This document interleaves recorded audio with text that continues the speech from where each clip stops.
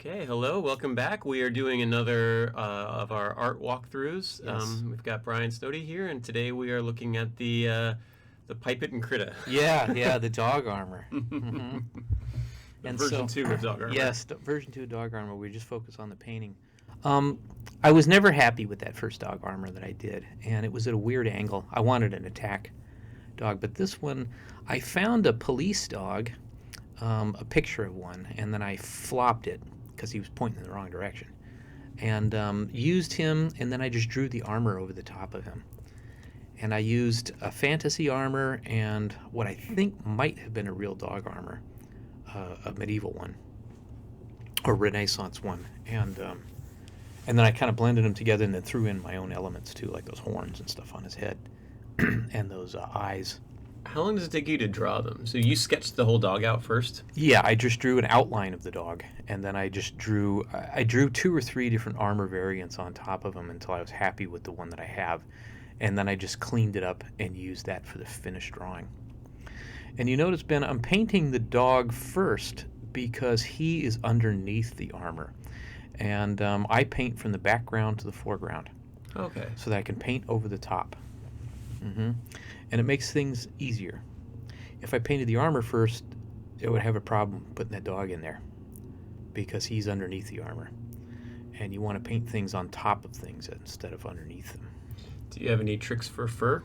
Yes. As you squish out the paint, you kind of rub it so your brush is a little messed up, and then you can paint several lines of fur at the same time.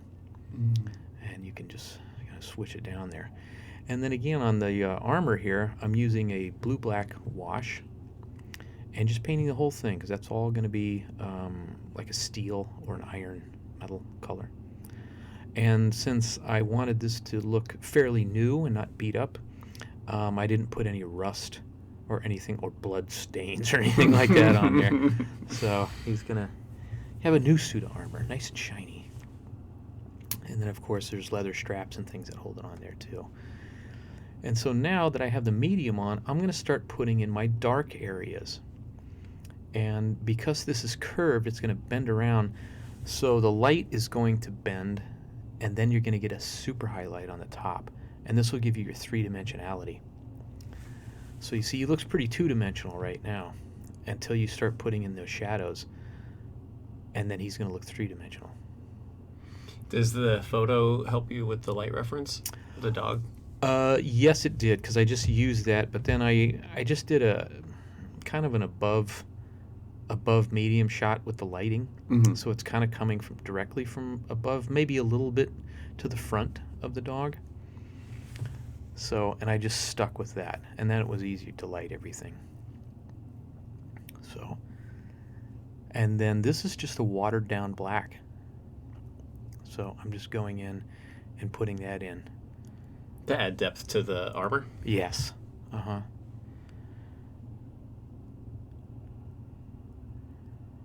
And so now these areas are going to be chainmail, and then I realized that the whole armor needed to be just a little bit darker because it was too shiny, and I thought that looked dumb. And so I just went over with another blue-black wash, and that helped me blend in my blacks too. So they start light and then work darker. So they weren't so harsh, and so now I'm painting my lights on top, and as you can see, I'm painting that kind of bug eye type, and I'll put the black spots on top of that because painting around tiny little black spots is dumb. And here I'm throwing a little brown under there, a little tan, to show that there's going to be a reflected surface and that the bottom is going to be some brown color. And this is the thing you've talked about before where we talked about with metal it has to reflect. It has to reflect or it just doesn't look right. Actually, everything reflects stuff, just some things more than other. But if you don't make metal reflective, it just doesn't look like metal. It's going to look like dull plastic or something. It just doesn't have that metal-y look. Is that a real word, Ben? Metal-y? I think I understood you. Okay. Well, hope everyone else out there understands me too. I've also made a career out of making up fake words. So here we're putting in the chainmail, and this just takes time. So yes, you do have to paint in every single little ring. Very important to make it look real. If you're just going to go and fizz it and stuff like that, you're doing your fans a disservice. Isn't there shortcuts to chainmail? There's no shortcuts to chainmail, kids. You just make it plate armor if you want to have a shortcut? Yeah, just make it plate. Uh-huh. You know, you don't have to go and highlight every ring, but you do have to paint them in. Yeah.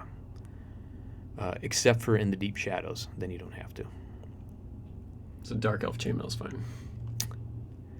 You're going to have to paint some highlights on that dark elf chainmail, or you're not going to notice that dark elf chainmail. And again, here we're putting in like a light blue-gray, and that's just blue, a little bit of black, and a lot of white mixed together. And you put that in over the top. And again, you have to use it sparingly, because if you paint into your shadows too much, you kill your three-dimensionality. And you can get carried away, and I ruined a lot of paintings like that back in the day, Ben. They had to go in the garbage. God, it would suck to have to throw this in the garbage at this point, right? Yeah, I've done plenty of that. And here I'm putting on some paint too, and then what I'm going to do is I'm going to take a brush that just has water on it and smooth out that a little bit.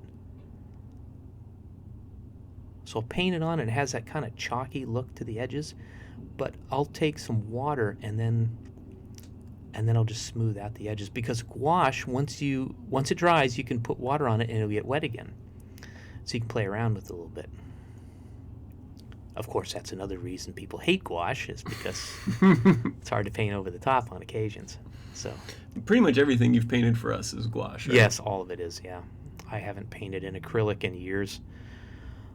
That was what I used to paint in. And oil, oh, forget it. That takes too long to dry. And it smells weird. And it's expensive. Yeah. And so now I put all my darks and mediums, and now it's time to highlight things and make it shiny. And that's when you put in your white highlights. And this is where things really start to jump out. Yeah, it's something that I love about these, where it's just like you're painting them, and they kind of are one thing, and then when you start to pop these in, it's just like... Yeah, it turns... I mean, it just... Like that helmet pops so much more just from adding those lights. Yeah, it gives it that real three-dimensionality to it.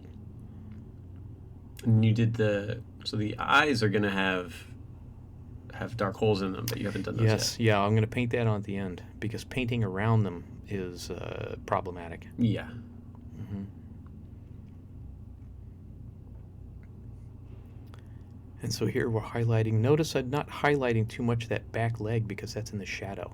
And if I highlighted it, it would bring it forward too much, and it would ruin the three-dimensionality of the dog there. So you only want to highlight the stuff that's right there in front of you. Give it a little bit more depth. Mm-hmm. Yeah. And so here I'm putting on what's called a rim light. And that's the shiny bits at the very edge. And of course, anytime you'll see a piece of metal, you're always going to see that, a round piece of metal. All right, and then looks like we're pretty much done. Yeah, we're here, just right? about done with this little guy. See, the holes are on the chamfron there. Mm-hmm. Get the nostril hole so we can breathe. Yes, we can breathe too. And there we go. All right, that's a He's good done. boy. That's a good dog. Thank you for watching, Thank everybody. you so much.